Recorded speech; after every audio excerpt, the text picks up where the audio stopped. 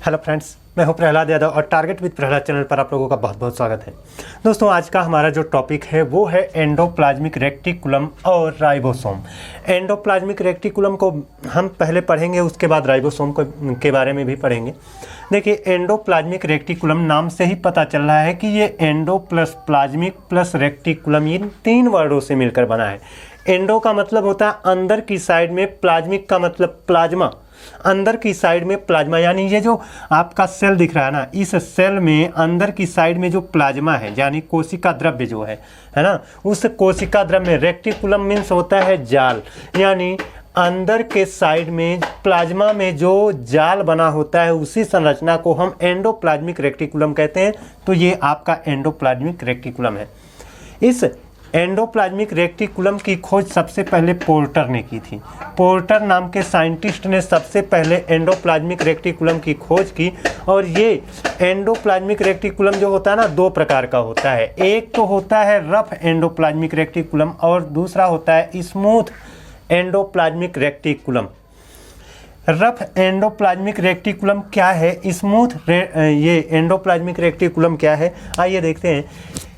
तो दोस्तों, ये जो आपका केंद्रक दिख रहा है ना, केंद्रक से ही ये निकल करके आपका एंडोप्लाज्मिक रेक्टिकुलम जैसी संरचना जो दिख रही है, इसमें केंद्रक के साइड में एंडोप्लाज्मिक रेक्टिकुलम की दीवारों पर आपका ये इस पर राइबोसोम लगे होते हैं, जिसकी वजह से ये खुरदुरा सा दिखता है ना, और वास्तव में ये खुरदुरा हो भी जाता है।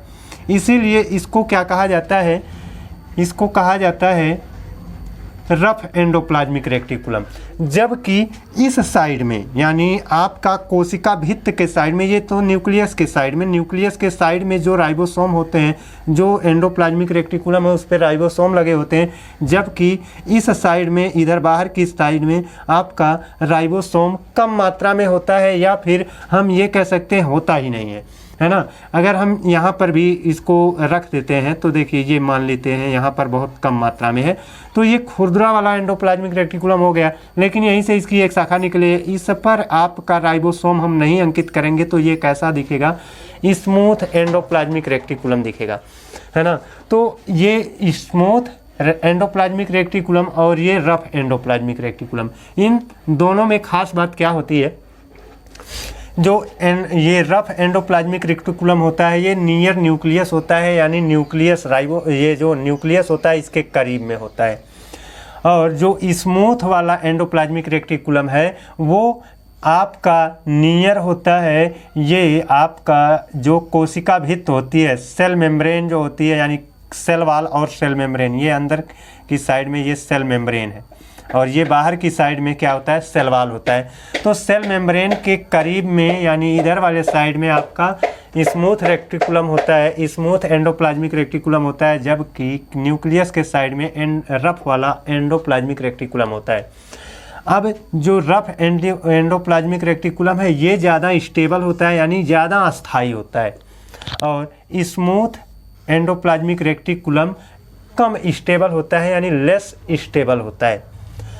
और ये जो एंडोप्लाज्मिक रेक्टिकुलम है रफ वाला, उस पर राइबोसोम लगे होते हैं, है ना, उसमें राइबोसोम की मात्रा होती है। जबकि स्मूथ एंडोप्लाज्मिक रेक्टिकुलम जो होता है इसमें राइबोसोम नहीं होते हैं, ये स्मूथ होता है। स्मूथ क्यों कोई चीज़ होती है, यानी मुलायम चीज़ क्यों होती है, उसमें फैट की मात्रा, वसा की मात्रा या लिपिड्स की मात्रा आ जाने पर वो क्या होता है, स्मूथ होता है।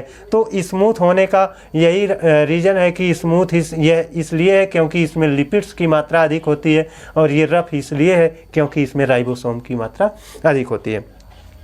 अब चलिए, ये तो हो गया हमारा एंडोप्लाज्मिक रेक्टिकुलम। एंडोप्लाज्मिक रेक्टिकुलम के साथ ही साथ हमको राइबोसोम के बारे में भी पढ़ना होगा। राइबोसोम को राइबो न्यूक्लियोप्रोटीन कण भी कहा जाता है, यानी राइबो न्यूक्लियोप्रोटीन कण इसका दूसरा नाम है। इस चीज़ को भी जानते रहिए। इसकी खोज सबसे पहले पायलट ने की थी इलेक्ट्रॉन सूक्ष्मदर्शी से। इलेक्ट्रॉन सूक्ष्मदर्शी के द्वारा सबसे पहले इसकी खोज वैज्ञानिक पायलट ने की। ये जो राइबोसोम होता है ना, ये आपका बना किसका होता है, तो ये जो राइबोसोम होता है वो ये आरएनए और प्रोटीन का बना होता है। आरएनए और प्रोटीन का ये बना होता है। साथ ही साथ ये जानते रहिए कि राइबोसोम कहाँ पाया जाता है। हमने तो देख लिया एंडोप्लाज्मिक रेक्टिकुलम पर पाया जा रहा है ना। इस न्यूक्लियस के अंदर भी एंडोप्लाज्मिक रेक्टिकुलम होता है। यहाँ पर इसमें ऐसे सिक्के जैसी संरचना होती है ना, सिक्के जैसी संरचना होती है, जिसको हम क्या कहते हैं, क्लोरोप्लास्ट कहते हैं। क्लोरोप्लास्ट पर भी ये पाए जाते हैं। साथ ही साथ आपका जो यहाँ इसमें माइटोकॉन्ड्रिया होता है ना, माइटोकॉन्ड्रिया जो होता है, उस माइटोकॉन्ड्रिया में भी ये राइबोसोम पाए जाते हैं। तो राइबोसोम एंडोप्लाज्मिक रेक्टिकुलम के ऊपर पाया जा रहा है और ये न्यूक्लियस के अंदर भी पाया जा रहा है।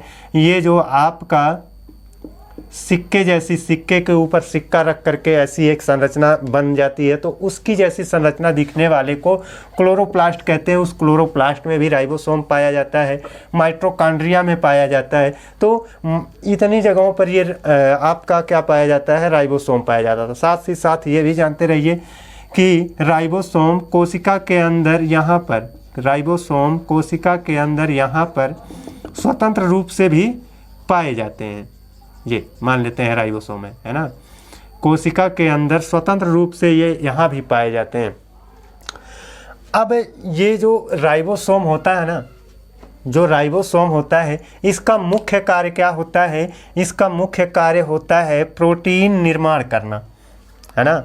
इसका मुख्य कार्य क्या होता है, इस चीज़ को हटाओ, है ना, प्रोटीन निर्माण करना इसका मुख्य कार्य होता है। इसलिए राइबोसोम को प्रोटीन की फैक्ट्री भी कहा जाता है।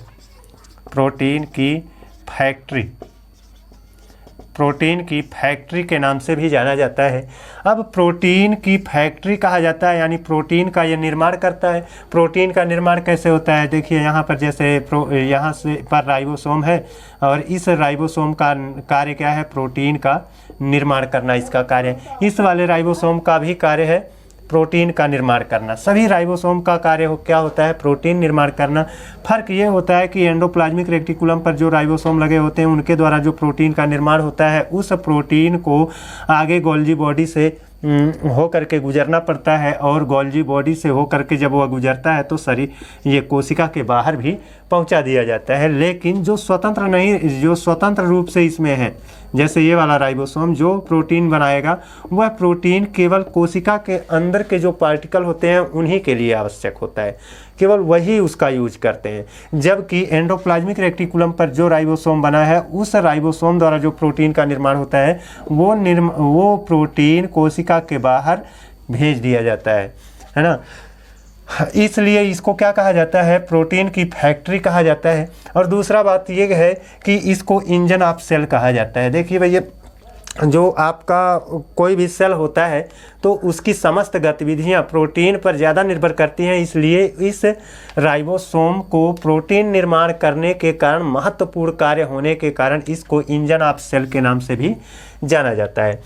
अब एक चीज़ ये भी जानते रहिए कि पूरी कोशिका के अंतर्गत तमाम पार्ट हैं, पार्ट ऑफ सेल बहुत सारे आपके हमने बताया ना, हमने पढ़ाया भी है। सेल वाल है, सेल मेम्ब्रेन है ना, उसके बाद माइटोकॉन्ड्रिया पढ़ा दिया, उसके बाद आपका न्यूक्लियस पढ़ाया था, है ना, न्यूक्लियस के अंतर्गत राइबोसोम पढ़ाया था, वो क्रोमोसोम पढ़ाया था, क्रोमोसोम के ऊपर जो जीन लगे होते हैं उनको पढ़ाया था, डीएनए पढ़ाया, आरएनए पढ़ाया, इस तरह से हमने कई चीज़ों को पढ़ा दिया।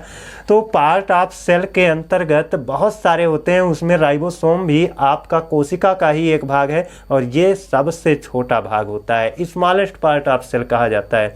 यानी हमसे अगर एग्जाम में ये पूछा जाए कि कोशिका का सबसे छोटा अंग कौन सा है, तो कोशिका का सबसे छोटा अंग जो होता है वो होता है ribosome. Ribosome is the largest part of cell, है ना।